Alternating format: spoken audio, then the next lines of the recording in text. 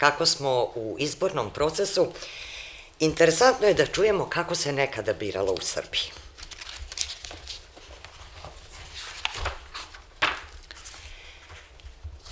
Već pominjani Sretenjski ustav predstavljao je prekretnicu u razvoju srpskog parlamentarizma i srpskog društva u celini. Ustav je obnarodovan na Sretenje 1835. na Velikoj narodnoj skupštini, održanoj 15. februara u Kragujevcu.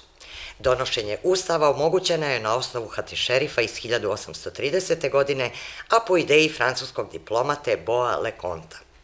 U 14 glava i 142 člana ovog Ustava istaknuti su atributi državnosti Srbije kao nezavisne kneževine podeljene na okruge, srezove i opštine. Donosimo i nekoliko kratkih opisa istorijskih zbivanja u drugoj polovini 19. veka zabeleženih u evropskoj i našoj štampi. Pre prvog zakona od Narodnoj skupštini Srbije od 28. oktobra 1858. godine održane su običajne narodne skupštine koje su organizovali srpski prvaci i knezovi još pre prvog srpskog ustanka koji nije birao narod. Parlamentarni život u Srbiji počeo je 1869. godine, kada je doneta odluka da svako ko je punoletan i plaća porez može da bira i da bude biran. Jedino žene nisu imale pravo glasa. Za poslanike nisu mogli da se biraju državni činovnici i vojna lica. Glasalo se poimence, na osob, sedenjem ili ustajanjem, a izbori skupštinskih časnika vršeni su tajnim glasanjem. Predsednika i potpredsednika časništva naroda jedno vreme je birao knez ili kralj. Ustavom iz 1888. godine uvedeno je tajno glasanje koje je vršeno kuglicama. Izbori su najvećem zavisili od volje vlasti, seljaci su uvek pitali kmeta, a ovaj sreskog načelnika za koga valja da se glasa.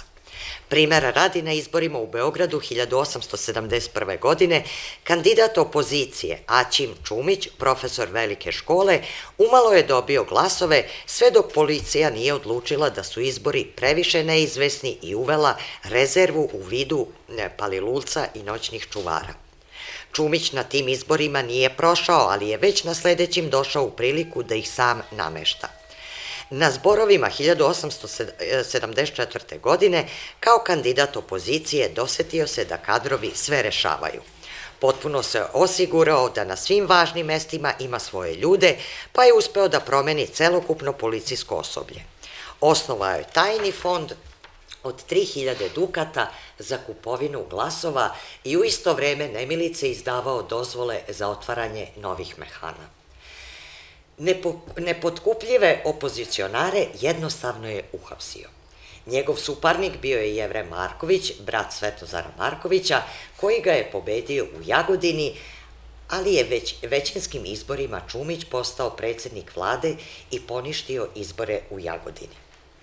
Pre 1874. godine u Srbiji se javljaju začeci partija, pošto su se do tada izaslanici delili na one koji su za vladu i one koji su protiv vlade. Na izborima 1875. godine prvi put se viđa nešto što će kasnije postati predizborna kampanja, gde knez u pratnji predsednika vlade obilazi istočnu Srbiju kako bi konzervativcima obezbedio pobedu. Pred kneza su se smeli samo oni kandidati za poslanika kojima bi policija to dozvolila, a ko nije smeo pred kneza, nije smeo ni u skupštinu. Između 1880. i 1882. godine izbori su održavani čak 3 puta i svaki put su pobeđivali radikali.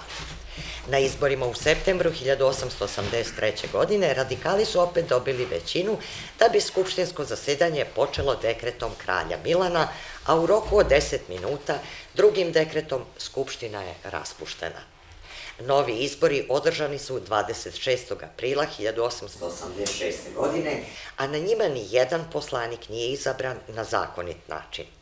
Tadašnji predsednik vlade Milutin Garašanin, kršeći izbornu volju, hapsio je poslanike kako ne bi mogli da dođu u skupštinu. Zbog toga je došlo do krvavih okršaja takozvanih majskih nereda naprednjaka i radikala. O ovim događajima uz ilustraciju pisao je i francuski časopis L'Illustration. Na ilustraciji je prikazano kako se poslanici obračunavaju gušenjem i motkama. Između ostalih članaka u francuskoj štampi prenosimo deo tog događaja. Neka se najzad zna da narod ne postoji zbog službenika, već da službenici postoje samo zbog naroda. Da niko ne može prisiliti narod da čuva u svojoj službi ljude koji ga izdaju. Samo površnim poređenjem s političkim životom Srbije 19. veka dolazimo do demorališućeg zaključka da ni današnji nije mnogo evoluirao. Bilo je svađa i tuča na sve strane pred izbore, za vreme izbornog čina, ali i posle njega. Svaki komentar je suvišan, složit ćete se.